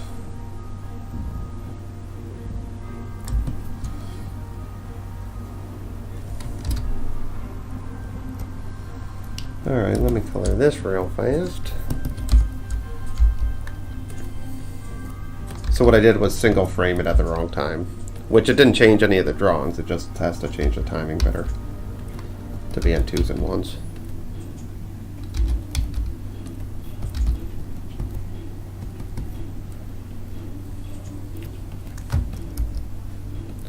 Let's check it.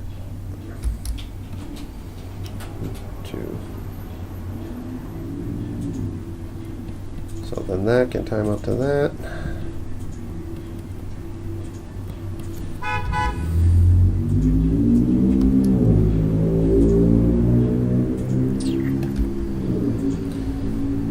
Alright, so now we just ease in, ease out that. Let's get all the keyframes ready now. And we can just wing it. Okay. We're making fun of you. Okay, so the line of action I'll just follow from the bottom here so we can get just sort of add it to the end here. Whoa, that sounded like my truck. That's someone. That was a license plate. I thought that was a nice transmission. Yeah. That doesn't sound good. Man, that would have been a good accident out there. No, they're due. Usually one day there was 2 accidents in one day, right? One time someone hit our building. And then the one across the street. Yeah. Domino effect.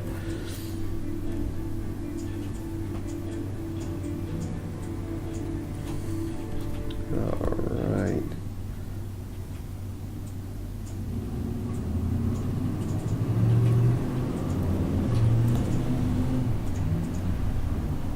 Oh, Joe Whimsy's here. Oh, Joe Whimsy. Thanks for joining.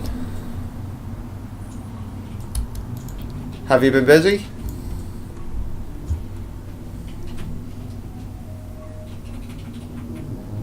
So we'll kind of ease out here with that, just so it's a little softer at the end. And it's also nice to kind of alter the chart a little bit, just so it feels a little less... Alright, oh, outside of the symbol.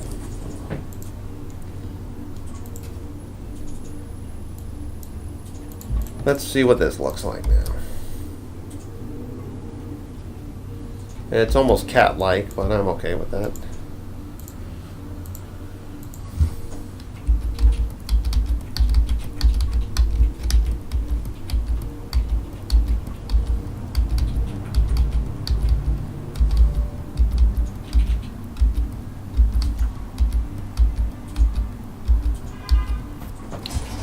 Now let's see, I'm going to try to maybe grab one of this guy's Z's and see if we can make that work. If not, I could show you a quick way to do that.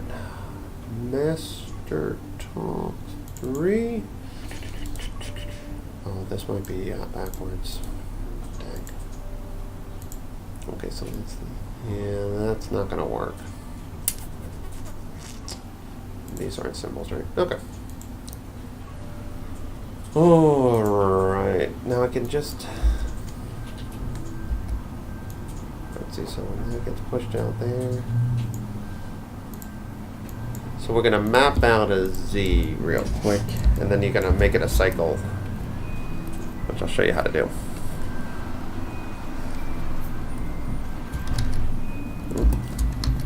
So he pushes out the Z here. I'm just going to rough this out real quick.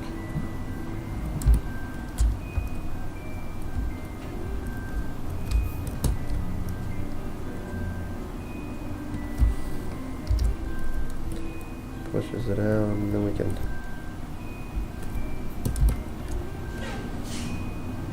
have it get bigger.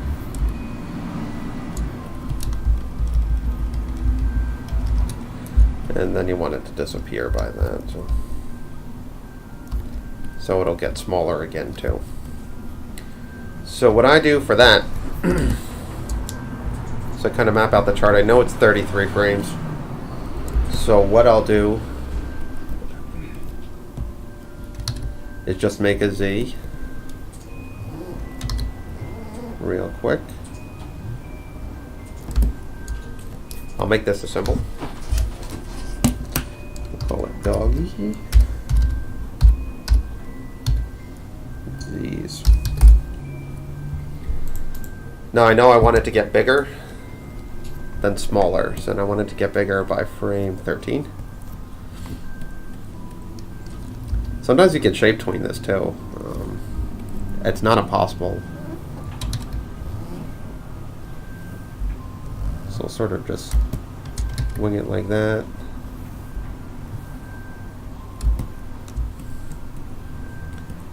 And then I want it to get smaller again by 25, and by 33 it's gone.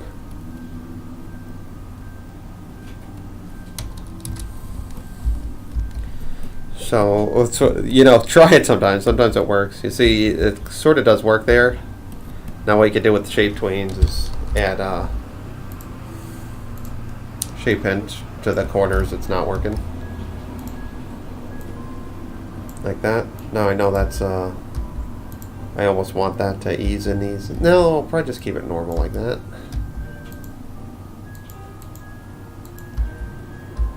So we'll go 100, so it gets big, then shrinks down real quick.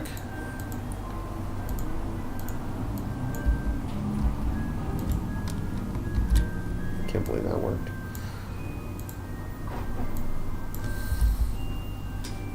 So it goes like that, then by 33 it's 0. I mean, it's gone, so you want the littlest one right here, sort of like that. Then just in between it like that, and then we'll work on the chart. Then we're gonna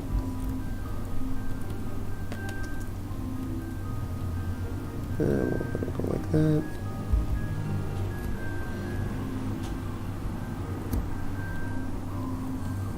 Make it even smaller there.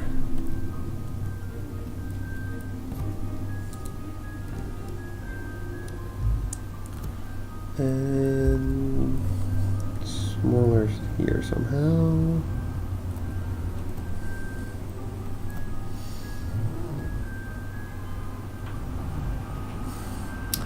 Okay, so now I got it all on one, right? It shrinks down to 0, and it gets a little choppy at the end, but keep in mind, at 100% it should be fine by the time we move it. So now I'm gonna follow the chart.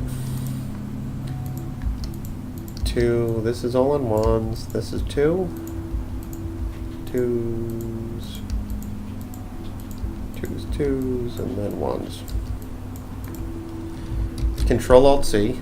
That copies all the blank keyframes.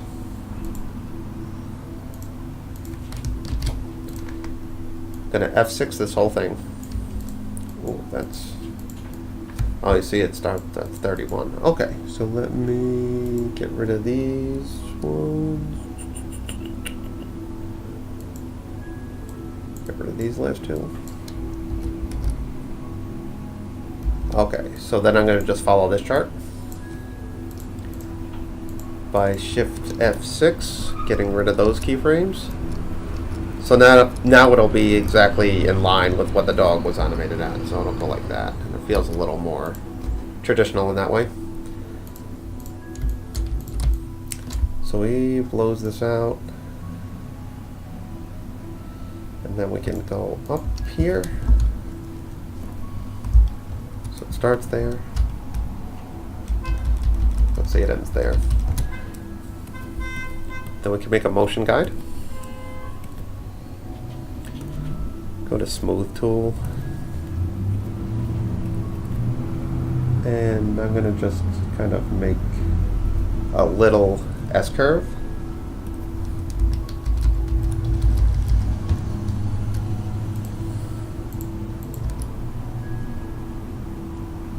So you see how that works? Now we can go to 100 here. We did 100, then negative 100, and let's see if that works right. It's a little too slow, so we'll change that to 50, negative 50, see if that works.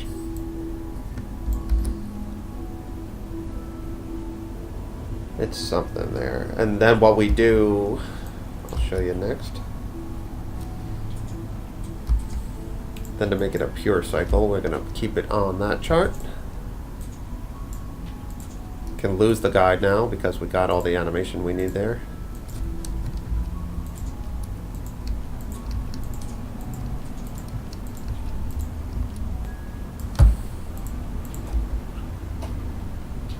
Now what we're going to do is want to get to this Z, so we're going to have to keep that here, so when he's snoring we know when that shows up. So I'll keep it from here. Oh, so your interview. Oh, yeah, no, we're excited for that too. We're in really good company there. Her name is Felicity Mortland. She was a recent animation student. She had a real passion for just the craft, and she managed to get all these great animators to be a part of the documentary and stuff. And it's, you know, I mean, who's some of the names? Isn't Gendy part of it? I don't know. I don't know about him. I know Craig McCracken. Craig McCracken's in it. We got, you know, people at Netflix working now, people who've been working in the industry for a while. And it's not just United States. It's just world. You know, they did Canada. I think she lived in Australia. I think so. She has people there, and it should be a really interesting take on it. And uh-oh, Bob's using Animate. Is it crashing? He might be crashing, folks. It's only the 5th time today. So no, it was a fun interview. We actually talked about blood in it. We were also working at the time on something called Flex Caliber, which is Finished. it's finished, but it's not for the faint of heart. Let's see if that. I don't know what to do. I've never seen this before. So that Usually works. It crashes. It doesn't just freeze to the point where you can't do anything. Yeah, well, there you go. Just hit. Can you hit save as? I can't wait. No. If you go to Task Manager to say it's running. Yeah. When's the last time you saved? That's for a while. I mean, I don't know. It's probably not 20 minutes ago. So. And it won't even give me the recovery one because. Does it say running? It's running. All right. Give it a few. Give it a few minutes. Yeah. Okay. Well, there you go, everyone, for Animate. Good job. Okay, so we got this dog blinking. Now we can get him to go to sleep here. We've got 15 minutes left, so if anyone has a quick lesson they want to know about or question. But we got sort of everything plotted out here for all the animation for the sprite and stuff. We just had to really get from pose to pose. Sounds awesome. Now the documentary should be really, really cool. I'm really interested to see where it goes. And she really got a lot of talented people to be part of it. I mean, she should be very proud. Alright, let's do some of this stuff. We can get some of this little extraneous animation in there while we wait. Once this is done, we send it over to Cody, and hopefully it gets part of the game by the time we have our next showing. But if I want it guaranteed in the game, I'll just reach out to Andrew.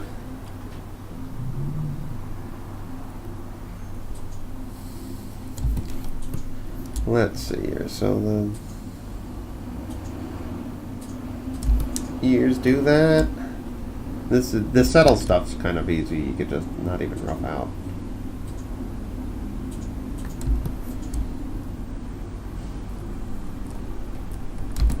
And it's really getting into the sleep pose now. That'll take a little bit of thinking about because you want to ease into it. You know, it could be funny if he just flops down asleep, I guess, too. I mean, I could see a dog doing that, like a cartoonish kind of goofy dog doing that, too. So, I'm going to play around with that when the cameras are off. Try to mount this out thing, and then we'll post this on Instagram or Facebook when we got all the Sprite done. This doesn't reveal any major takes on the game itself, so we can show off this a lot more. Did it work? Did he get it to work? No, God, I hate when that happens. What in the... What a piece of... It's such a bad program. I could see us using a combined sniffing walking animation for something. You know, I was worried when I made a sniff. Well, he's not like that. They were going to think he was sniffing out an item there. It would be fun to have like him as kind of not a playable character, but an interactive one where he could. Let me time that out a little different. Where he could do that little bit of. Everyone knows Chrono Trigger, but did anyone ever play or is it Secret? No, Secret of Evermore. Yeah, well, there's Secret of Mana, but Secret of Evermore did where you had a dog sidekick, and he like sniff out stuff, and so it was a really kind of cool. It was like sort of the first game I saw them do something like that. It wasn't as, in my opinion, it wasn't even as good as Secret of Mana. It was a good game, but Secret of Mana is a masterpiece. Yeah, no, it really was a great game. All those, just the emotion they got in the game, where it's a silly thing because you just look at it and it's just a bunch of pixels to a lot of people, but I don't know, when I was a teenager playing it, I got really attached to those, like, the Final Fantasy 3s or 6, depending on who you're talking to. And all those really epic kind of role-playing fantasy games. And you just break it down, and it's just these silly little pixels and not a lot of action going on, but it felt like something so much bigger growing up with it. And I love what they did with Secret of Mana, where you really kind of felt the weight of these characters, and it's just these silly, really cartoony characters, and it's something I would love to replicate in Blood. You know, I want it to have some sort of emotion to it other than, yeah, watching a cartoon's fun, but caring about the characters is something, especially when it's so cartoony.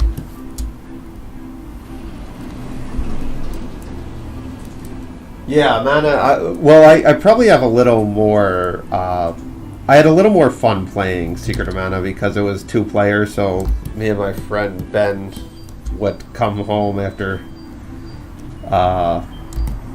class, and we would just sit down in my parents' basement and just play Secret of Mana. And when it's 2 player, it's a little more fun, I think. But I agree. I think Secret of Evermore probably has a more compelling story. So just some secondary with the ears here. But it had a dog in that, where I was going with that. It had a dog that kind of sniffed out items and stuff. It was a fun, cool little game. Oh, not even little, it was giant.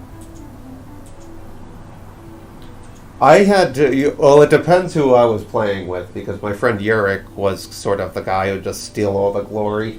But Ben and I really had kind of a good rapport where we, like when Ben went home, I would level up his character and stuff, so we were always even, where my friend Yurik would steal the game and then he'd come back and have everything leveled up and I would be just left in the wayside. But I never played Secret of Mana through the whole thing as just a single player, though. So I can imagine that probably would be a little frustrating, kind of balancing 3 characters.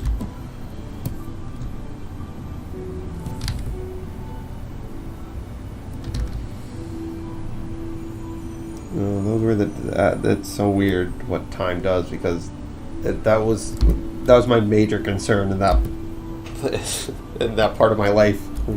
11 to 13, I didn't care about school. I didn't care about my future, and just like what was happening in my video games.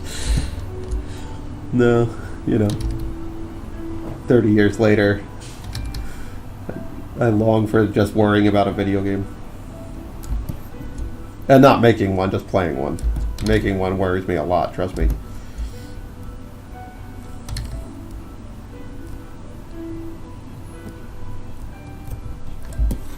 Yeah, that'd be fun to do something with this dog. I wanna... Well, we'll all talk when camera's off.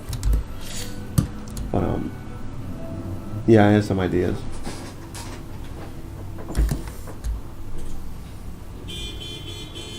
Yeah, no, Secret of Mana, that... Chrono Trigger was another one I loved. That was... Man, that was a fantastic game. Hard.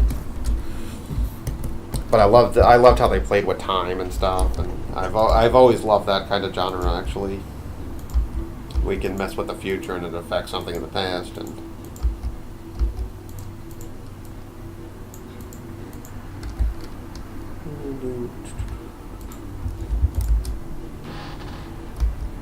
okay, so this is not even gonna be well, I could probably make this a Sprite, but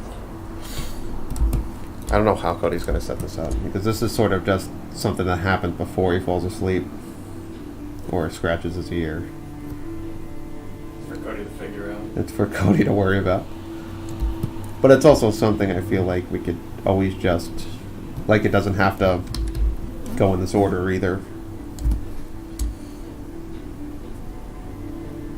If you're so inclined to stick around and hang out with the dog, you'd see the whole thing. A lot of people were. No, a lot of people were. You were right when you were saying, like, people thought you did more after you did the call to action. So did he lose anything? It was some kind of image buffer that I had to make go away after a while. I was able So you didn't to lose keep anything? hitting enter, but there was that time where things just it's prompting you to do something that you can't see. Oh, there you go. So, but when it takes 35 minutes, you tend not to. When you spend 35 minutes recovering, you should just shut it down. No, that's pretty inexcusable. It's not... whatever. I've complained about it enough. But it's not a big file either. It's one... No, it's 1 meg. Long. It's 34 frames? It's like not even 34 frames. Not even 34 frames, No, and it's pretty already pathetic. over 10 megs. Like, just it's inexcusable. It's not even it's not funny. It's disgusting. I'm not laughing. I'm not laughing at it.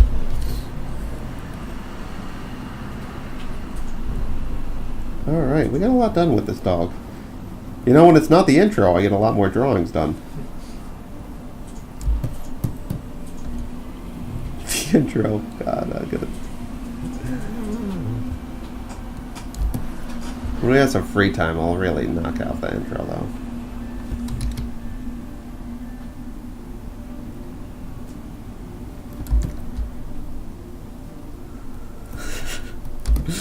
.34 frames. Yeah, there's no audio in it either, Yeah, so there's no excuse reason for that it it should be, other than his lines wobbling. Maybe it can't. Yeah, keep but that come much on. in Is that really?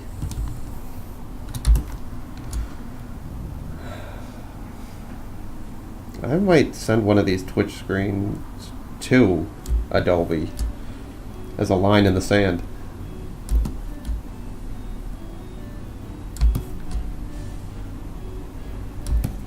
Or what we should do, we really should just do one live with Adobe. Show what happens in 2 hours. Do a side-by-side comparison. Like I'll do this next week on to see how much I get done. That'll be the day it's fine. No, that'll be the day there's no sirens. The internet's perfect.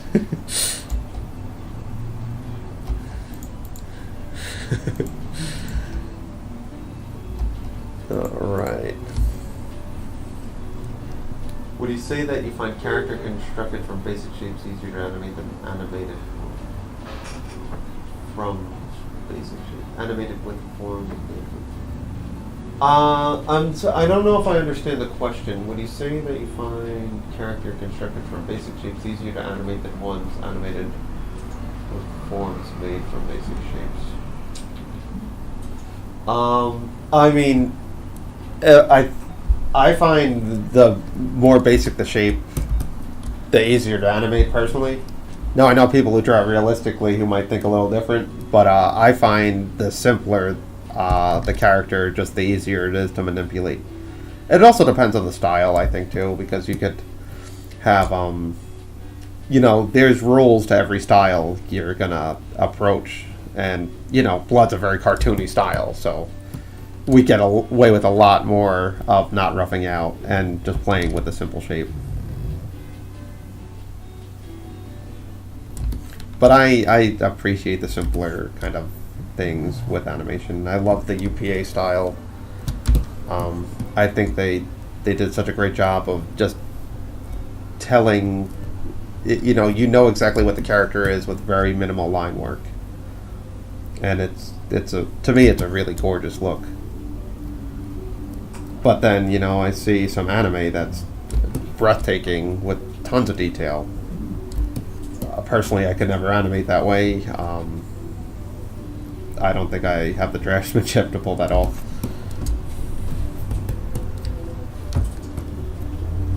I made it just in time to see the... Oh, Cody, these are the dogs you're going to be animating. Or animating. Putting it in the game. So I got a few things for you, Cody. You're welcome.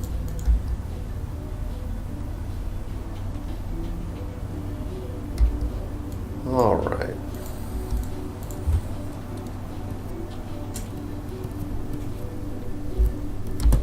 Let's get this last blink in. Then we'll have to just worry about getting from pose to pose, which is not impossible at all. Let's see, I guess I'll close the dog's eyes like...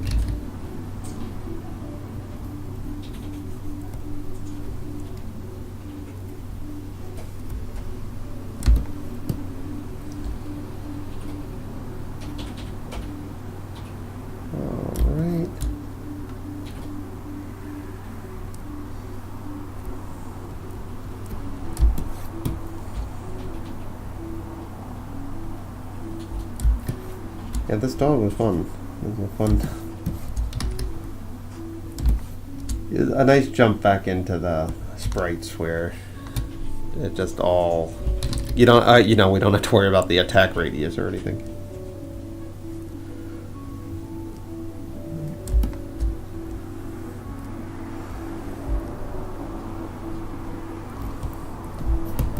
Let's see what we got here.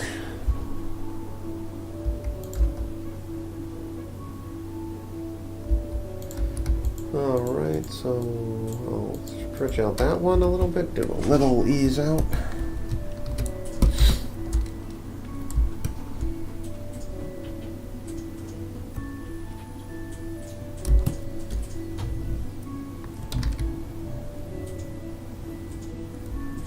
And next week we'll probably continue on the Sprite kind of path because we have a few more things we want to add before too many games. We'll post more about that once they release some information. You can always join us on Facebook and Instagram, all Exit73. Kind of post everything we have about Blood on that. Or if you want to take the time and sign up to our newsletter at bloodgame.com, you get an inside look before anything is released to Facebook or Instagram or Twitter. And we do have some pretty cool things happening there very soon, I think. More of that to come. And it's not one of those things where we spam you at all. It's just we release stuff, there's no real, we're not badgering you with spam. and all that stuff. So check out that. And we're going to post this on YouTube too. So if you have any other questions that we didn't get to, we'll happily answer it on that. So let's see, we're going to go back to that. You see, I just reversed the frames there too, and it seems fine.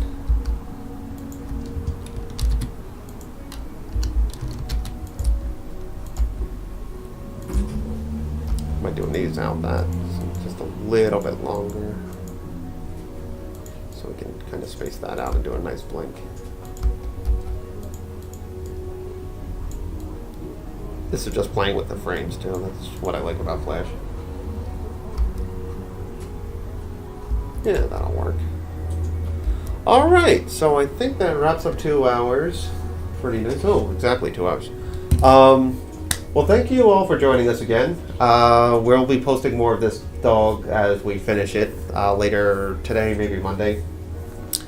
Next Friday, we'll be doing more sprites, as I mentioned. And thanks you all for joining us. I mean, we really appreciate all the positive responses we've been getting, and you know, it really keeps us motivated to keep doing this for sure. And like I said, we're going to be showing it at Too Many Games real soon. And where's the other one? Or did that happen yet? Which one? The one in California? Is that happening? Or No, I don't know. Just that Matt Lee's thing. oh, we're doing Matt Lee's thing too. Yeah. Oh, that's, I'm glad you enjoyed. Oh yeah, we're showing it. I forgot. Then next month we're showing it too. Oh no. Twice in 1 month. Twice in 1 month. Yeah, we're going to be doing it in Manhattan at our film festival called Animation Anarchy. Such great start to. Oh, I'm glad you enjoyed. And what about? Isn't there one in California? What we're doing? I thought we got invited to something. All right, we're not on the West Coast yet. We'll be there. But and until then, guys, we'll see you next week. And thanks for stopping by. We really appreciate all this. Take care.